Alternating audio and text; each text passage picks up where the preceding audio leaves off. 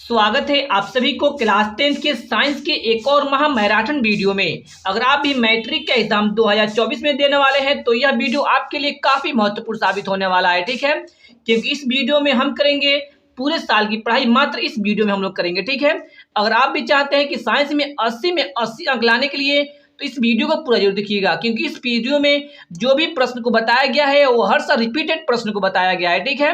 तो इसलिए आप लोग इस वीडियो को पूरा जरूर देखिएगा। और इस वीडियो में हम करेंगे एमसीक्यू यानी कि 1 नंबर वाले प्रश्न को भी, और प्लस में क्या करेंगे लघु उत्तरीय प्रश्न यानी कि 2 नंबर प्रश्न को भी और 5 नंबर प्रश्न को भी इस वीडियो में हम लोग करेंगे, ठीक है। तो इसलिए आप लोग इस वीडियो को पूरा जरूर देखिएगा। तो आइए हम इस वीडियो के सभी प्रश्नों को एक एक करके देख लेते हैं। तो यहाँ पर आप पहला प्रश्न देख सकते हैं कि पहला प्रश्न में बोला जा रहा है कि प्रकाश के परावर्तन के कितने नियम है। बताना है कि प्रकाश के परावर्तन के कितने नियम होता है। इस प्रश्न को आप देख सकते हैं कि कितना बार एग्जाम में पूछा गया है, 2016 में, 12 में, 15 में, 20 में, 21 में, यानी कि 2024 में इस प्रश्न के पूछे जाने की 100% संभावना है। आइए एक बार इस प्रश्न को एक बार और देखते हैं। प्रश्न में बोला जा रहा है कि प्रकाश के परावर्तन के कितने नियम है। ऑप्शन में है 1, 2, 3, 4। तो इसका सही उत्तर क्या हो जाएगा, ऑप्शन नंबर बी हो जाएगा। प्रकाश के परावर्तन के 2 नियम होते हैं, ठीक है। यहाँ पर प्रकाश के परावर्तन बोलेगा या प्रकाश के अपवर्तन बोलेगा, ठीक है। परावर्तन के भी 2 नियम होते हैं और अपवर्तन के भी 2 नियम होते हैं। आप लोग इसको भी याद कर लीजिएगा, ठीक है। तो यहाँ पर बोला है प्रकाश के परावर्तन के, सही उत्तर हो जाएगा ऑप्शन नंबर बी। आइए हम इसके दूसरे प्रश्न को देखते हैं। इसमें दूसरा प्रश्न है कि मानव नेत्र वस्तु का प्रतिबिंब निम्न में से किस भाग पर बनाता है, ठीक है। बताना है कि जो मानव की आंख होता है वो कहाँ पे वस्तु का प्रतिबिंब बनाता है, ठीक है। ऑप्शन में दिया हुआ है रेटिना, कॉर्निया, पुतली, आइरिस से। तो इसका सही उत्तर क्या हो जाएगा, इसका सही उत्तर हो जाएगा option number A, retina. Retina को एक और नाम से जाना जाता है दृष्टि पटल। आप लोग इसको भी याद कर सकते हैं, ठीक है।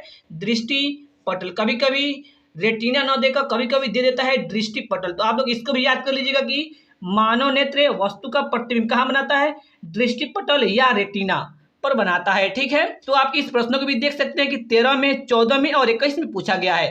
तो इसलिए आप लोग इस वीडियो को पूरा जरूर देखिएगा, क्योंकि इस वीडियो में हम लोग वैसे प्रश्न को लिए हुए हैं जो बार बार रिपीट होता रहता है, ठीक है।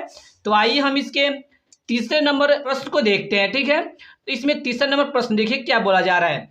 तीसरा नंबर प्रश्न है कि Fe2O3 प्लस में Al बना रहा है क्या Al2O3 प्लस में Fe, यानी कि यह एक अभिक्रिया दिया हुआ है। और बताना है कि यह जो ऊपर में यह अभिक्रिया दिया हुआ है वह किस प्रकार की अभिक्रिया दिया हुआ है। ऑप्शन ए में है संयोजन अभिक्रिया, बी में है वियोजन अभिक्रिया, सी में है द्विविस्थापन अभिक्रिया और डी में है विस्थापन अभिक्रिया। बताना है कि जो ऊपर अभिक्रिया दिया हुआ है वह कौन सी अभिक्रिया है।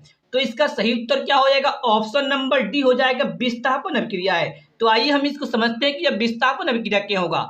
तो सबसे पहले जो संयोजन अभिक्रिया होता है उसमें क्या होता है, 2 या 2 से अधिक पदार्थ मिलकर, 2 या 2 से अधिक पदार्थ मिलकर एकल पदार्थ का निर्माण करता है। यानी कि अभिकारक में 2 या 2 से अधिक पदार्थ रहेगा और इधर जो तीर के बाद होता है वह होता है उत्पाद, और उत्पाद में एक पदार्थ का निर्माण होता है, किसमें, संयोजन अभिक्रिया में। उसी तरह वियोजन अभिक्रिया में कैसे होता है, वियोजन अभिक्रिया में होता है एक पदार्थ टूटकर 2 या 2 से अधिक पदार्थों का निर्माण करता है। इसमें यह एक पदार्थ हो गया, यह टूटकर 2 या 2 से अधिक पदार्थों का निर्माण करता है। तो क्या यह संयोजन अभिक्रिया ऊपर वाला है, नहीं, यह संयोजन अभिक्रिया नहीं है, क्योंकि इधर एकल पदार्थ का निर्माण नहीं कर रहा है। क्या यह ऊपर वाला वियोजन अभिक्रिया है, नहीं, वियोजन अभिक्रिया भी नहीं है, क्योंकि इसमें केवल एक पदार्थ नहीं है, यहाँ पर 2 लिया हुआ है, ठीक है। तो इसलिए यह वियोजन अभिक्रिया भी नहीं होगा। और यहाँ पर है द्विविस्थापन अभिक्रिया। द्विविस्थापन की अभिक्रिया क्या होता है, इसमें आयनों का, 2 आयनों का क्या होता है, अदला बदली होता है। द्विविस्थापन अभिक्रिया में क्या होता है, 2 यौगिकों के आयनों का अदला बदली होता है, ठीक है। तो यह भी नहीं होगा। और विस्थापन अभिक्रिया क्या होगा, आइए इसको देखते हैं। यहाँ पर आप लोग देखिए Fe2O3, यह O3 पहले किसके साथ है, Fe के साथ में है, ठीक है। और यह बाद में जब उत्पाद बना रहा है तो कहाँ चला जा रहा है, यह O3 चला आ रहा है एल्यूमिनियम के पास और Fe को क्या कर दे रहा है, विस्थापित कर दे रहा है, यानी कि हटा दे रहा है। इसलिए यह कौन सा अभिक्रिया होगा, विस्थापन अभिक्रिया होगा। तो आई होप आप लोग इसको समझ गए होंगे, ठीक है। तो अगर आपको यह वीडियो पसंद आ रहा है तो वीडियो को लाइक करें और चैनल पर नए हो तो चैनल को भी सब्सक्राइब करें, क्योंकि आप इस चैनल से क्लास 10 की ऑल सब्जेक्ट के बेहतरीन तैयारी कर सकते हैं, ठीक है। तो आइए हम इसके चौथे नंबर प्रश्न को देखते हैं। तो इस चौथे नंबर प्रश्न में बोला जा रहा है कि कोई विलयन लाल लिटमस पत्र को नीला कर देता है, इसका पीएच संभवतः क्या होगा। बताना है कि 1 बिलियन है जो लाल लिटमस पत्र को किस चीज में चेंज कर दे रहा है, नीला में कर दे रहा है। तो बताना है कि यह बिलियन का पीएच मान क्या होगा। तो लाल से नीला वह कौन सा ऐसा पदार्थ है जो कर देता है लाल से नीला, वह होता है क्षार। जो होता है वह कर देता है पदार्थ को लाल से नीला कर देता है। कौन करता है, क्षार करता है पदार्थ को लाल से नीला, बिलियन को कर देता है क्षार लाल से नीला। तो क्षार का पीएच मान कितना होता है, क्षार का पीएच मान होता है 7 से अधिक। ठीक है, तो हम लोग जानते हैं कि जो क्षार होता है उसका पीएच मान कितना होता है, वह होता है 7 से अधिक। ठीक है, क्षार का पीएच मान कितना होता है, 7 से अधिक होता है। तो इस ऑप्शन में देखिए 7 से ज्यादा कहाँ पे है, ऑप्शन ए में है 1 है, 2 में है 4 है, सी में है 5 है और डी में है 10। एंड क्षार है यहाँ पर लाल से नीला बना रहा है, यानी कि यह क्षार है। तो इसका पीएच मान 7 से अधिक होना चाहिए। 7 से अधिक है ऑप्शन डी में, 7 से अधिक ऑप्शन 10 है, यानी कि ऑप्शन नंबर डी सही हो जाएगा इसका सही उत्तर। ठीक है, तो आइए हम इसके अगले नंबर प्रश्न को देखते हैं। तो इस 5वें नंबर प्रश्न में क्या बोला जा रहा है, इसमें पढ़ते हैं। पहले बोला जा रहा है इसमें कुटपाद किसमें पाया जाता है। बताना है कि किसमें है जो कुटपाद पाया जाता है। ऑप्शन ए में है पैरामीशियम, बी में है इग्लिना, सी में है अमीबा और डी में है कोई नहीं। तो कुटपाद किसमें पाया जाता है, वह पाया जाता है अमीबा में, यानी कि इसका सही उत्तर क्या हो जाएगा, ऑप्शन नंबर सी हो जाएगा। अमीबा में पाया जाता है कुटपाद। कभी कभी प्रश्न में ऐसा भी सवाल आ जाता है कि अमीबा अपना भोजन किससे पकड़ता है, यानी किस अंग से पकड़ता है। तो वह क्या किस चीज से पकड़ता है, वह कुटपाद से ही पकड़ता है। यानी कि अमीबा अपना भोजन किस चीज से पकड़ता है, कुटपाद के द्वारा पकड़ता है। आप लोग इसको भी याद कर लीजिए, कभी कभी इस तरह से भी प्रश्न बन जाता है। तो यह हमारा 5वां नंबर प्रश्न हो गया। तो आइए हम इसके 6ठे नंबर प्रश्न को देखते हैं। यहाँ पर हमारा 6ठा नंबर प्रश्न है कि ग्वाइटर अथवा घेगा, यानी कि ग्वाइटर और घेगा दोनों रोग एक ही है। ठीक है, ग्वाइटर अथवा घेगा रोग पनपता है, यानी किस कारण है ग्वाइटर या आप घेगा बोलिए, ग्वाइटर या घेगा रोग किसके कारण पनपता है। ऑप्शन ए में है चीनी की कमी से, बी में है आयोडीन की कमी से, सी में है रक्त की कमी से, डी में है मोटापा से। तो आप लोग इसको याद कीजिएगा कि घेगा रोग किसके कारण होता है, वह होता है आयोडीन की कमी से। ठीक है, किसके कारण होता है, आयोडीन की कमी से। तो इसका सही उत्तर क्या हो जाएगा, ऑप्शन नंबर बी हो जाएगा, आयोडीन की कमी से।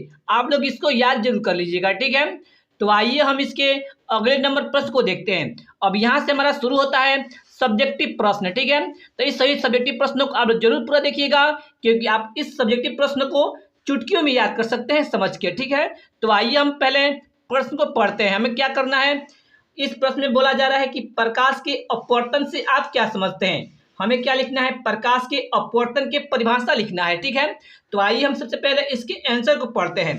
तो इसके आंसर में क्या लिखेंगे, इसके आंसर में लिखेंगे कि जब प्रकाश की किरण एक माध्यम से चलकर दूसरे माध्यम में प्रवेश करती है तो वह अपने दिशा में परिवर्तन कर लेती है। ठीक है, यहाँ पर 2 परिवर्तन लिख दिए हैं, इसको एक काट देते हैं।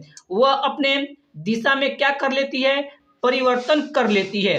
तो इस घटना को प्रकाश के अपवर्तन कहा जाता है। ठीक है, तो आइए हम इसको पहले समझते हैं कि क्या लिखा हुआ है, इसके कहने का मतलब क्या है। हम जानते हैं कि जो प्रकाश की किरण होती है वह सीधी रेखा में गमन करती है। प्रकाश की किरण क्या करती है, सीधी रेखा में गमन करती है। लेकिन इसमें क्या हो रहा है, इसके दिशा में परिवर्तन हो जा रहा है, बदलाव हो जा रहा है, यानी कि जाना चाहिए इधर मुड़ जा रहा है, इधर उधर मुड़ जा रहा है, परिवर्तन हो जा रहा है। तो उसी को हम लोग क्या बोलते हैं, प्रकाश की अपवर्तन को बोलते हैं। एक बार इसको और पढ़ते हैं। जब प्रकाश की किरण एक माध्यम से चलकर दूसरे माध्यम में प्रवेश करती है तो वह अपनी दिशा में परिवर्तन कर लेती है। तो इस घटना को प्रकाश की अपवर्तन कहा जाता है। तो आइए हम इसके फिगर से समझते हैं कैसे क्या हो रहा है। ठीक है, तो यहाँ पर हम लोग देख रहे हैं कि यहाँ पर ऊपर में है हवा और नीचे में है पानी। यह जो रेखा है यह बांट रहा है 2 माध्यमों को, यानी ऊपर हवा है और नीचे पानी है। यहाँ पर 2 माध्यम हो गया। ठीक है, और यहाँ पर देखिए आप, यहाँ पर प्रकाश की किरण आ रहा है। ठीक है, कहाँ से आ रहा है, यह प्रकाश की किरण आ रहा है हवा से, तो जाना चाहिए इस रास्ते से, क्योंकि जानते हैं कि प्रकाश की किरण सीधे रेखा में गमन करती है, तो जाना चाहिए इसको सीधे निकल जाना चाहिए। लेकिन यह जब पानी में प्रवेश करता है तो यह इधर मुड़ गया, सीधा न जाकर इधर मुड़ गया। तो क्या यह दिशा में परिवर्तन हो गया, हाँ इसके दिशा में परिवर्तन हो गया, यही हो गया प्रकाश के अपवर्तन। उसी तरह यहाँ पर आप लोग देखिए, यह जो है वह 2 माध्यमों को बांट रहा है। यह जो रेखा है वह दो माध्यमों को बांट रहा है। ऊपर हो गया कांच और नीचे हो गया पानी।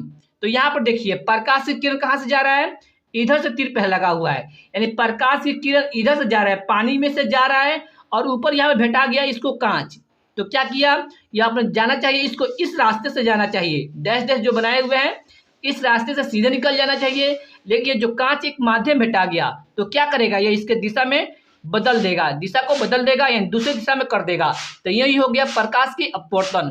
तो ये आप लोग यहाँ पर देखिए, यहाँ पर जो प्रकाश की किरण के दिशा का अपवर्तन हुआ वो अभिलंब के पास में है। यह क्या हो गया, हमारा अभिलंब हो गया, एकदम खड़ा हो गया अभिलंब में, यह अभिलंब के ओर मुड़ गया और यह अभिलंब से दूर चला गया, क्योंकि यहाँ पर अभिलंब है, यह दूर चला गया, सीधी रेखा से दूर चला गया। और यहाँ पर इसमें अभिलंब है, यह सीधी रेखा से नजदीक चला आया, यानी यह अभिलंब की ओर मुड़ गया और यह अभिलंब से दूर चला गया। ठीक है, ये क्यों हो रहा है, यह हो रहा है माध्यम के हिसाब से। यह घटना क्यों हो रहा है, कभी प्रकाश की किरण अभिलंब की तरफ चला जा रहा है और कभी प्रकाश की किरण अभिलंब से दूर चला जा रहा है। यह किसके कारण होता है, तो हम जानते हैं कि जो यहाँ पर हवा है और यहाँ पर है पानी, तो यहाँ से आप लोग इस तरह समझ सकते हैं, जो हल्का होगा वह होगा विरल माध्यम, यानी कि हवा हल्का होता है, यह हो गया विरल माध्यम। और यह पानी है, यानी कि यह हो गया सघन माध्यम, क्योंकि भारी होता है पानी, आप इस तरह समझ सकते हैं। यह हो गया विरल माध्यम और यह हो गया सघन माध्यम। तो जब ये प्रकाश की किरण विरल माध्यम से जब सघन माध्यम जाती है तो वह अभिलंब की ओर मुड़ जाती है। और उसी तरह यहाँ पर है कांच और यहाँ पर है पानी, तो कांच होता है भारी, तो यह हो गया सघन माध्यम, आप इस तरह से समझ सकते हैं। ठीक है, और यह हो गया पानी हो गया, यह थोड़ा हल्का होता है, यह हो गया विरल माध्यम। ठीक है, तो हमने क्या लिखा हुआ है, यहाँ पर कुछ मिस्टेक हम लोग को दिख रहा है। यहाँ पर हम लोग को क्या लिखना चाहिए, यहाँ पर हम लोग लिखना चाहिए पानी, क्योंकि यह दोनों सेम ही घटना हो रहा है। यह अभी विरल माध्यम से प्रकाश किरण आ रहा है और यह भी विरल माध्यम से जा रहा है। यहाँ पर ऊपर रहना चाहिए पानी और नीचे रहना चाहिए कांच, तब इसके लिए यह फिगर सत्य है, नहीं तो पहले यह गलत हुआ था। ठीक है, हम लोग पीछे मिस्टेक कर दिए थे। तो देखिए यहाँ पर यह जो कांच है यह है पानी, तो पानी थोड़ा हल्का होता है, यह हो जाएगा विरल माध्यम। और यह क्या हो जाएगा, यह हो गया कांच, कांच यानी शीशा थोड़ा भारी होता है, यह हो जाएगा सघन माध्यम। तो यहाँ पर देखिए प्रकाश की किरण किस माध्यम से जा रहा है, प्रकाश की किरण जा रहा है सघन माध्यम से, तो यह क्या करेगा, अभिलंब से दूर हट जाता है। यह सघन से जा रहा है विरल में, यह प्रकाश के सघन हो गया और यहाँ से ऊपर जाएगा तो विरल में हो जाएगा। तो सघन से जब विरल में जाता है तो वह अभिलंब से दूर हट जाता है। यही आप लोग फिगर बना दीजिएगा, आपको पूरा अंक मिल जाएगा। तो यह हो गया हमारा प्रकाश के अपवर्तन। आई होप आप लोग इसको समझ गए होंगे, आप लोग इसको याद जरूर कर लीजिएगा। ठीक है, तो आइए हम इसके अगले नंबर प्रश्न को देखते हैं। इसमें हमारा अगला प्रश्न है कि संयोजन अभिक्रिया से आप क्या समझते हैं, उदाहरण लिखिए। हमें बताना है कि संयोजन अभिक्रिया होता क्या है। ठीक है, तो आइए इसको हम लोग पहले आंसर में देखते हैं। आंसर में कैसे लिखेंगे, वैसी रासायनिक अभिक्रिया जिसमें दो या दो से अधिक अभिकारक मिलकर एकल उत्पाद का निर्माण करता है, उसे रासायनिक अभिक्रिया को संयोजन अभिक्रिया कहा जाता है। यानी क्या करेगा, पहले दो या दो से अधिक पदार्थ मिलेगा तो मिलकर एकल पदार्थ को बनाएगा। जैसे यहाँ पर देखिए, यहाँ पर एक पदार्थ और एक यह दो मिला हुआ है, या दो से ज्यादा भी मिला सकते हैं। यहाँ पर दो मिला हुआ है और बन कितना रहा है, बस एक ही बन रहा है, CO2 एक बन रहा है। ठीक है, तो यह क्या हो जाएगा, यह हो जाएगा संयोजन अभिक्रिया, यह हो जाएगा इसका उदाहरण। तो अगर आई होप आपको यह प्रश्न समझ में आ गया होगा। अगर आपको यह वीडियो अच्छा लगा तो वीडियो को लाइक करें और चैनल पर नए हो तो चैनल को भी सब्सक्राइब करें। तो फिर हम एक और नए वीडियो मिलते हैं। तो thanks for watching this video.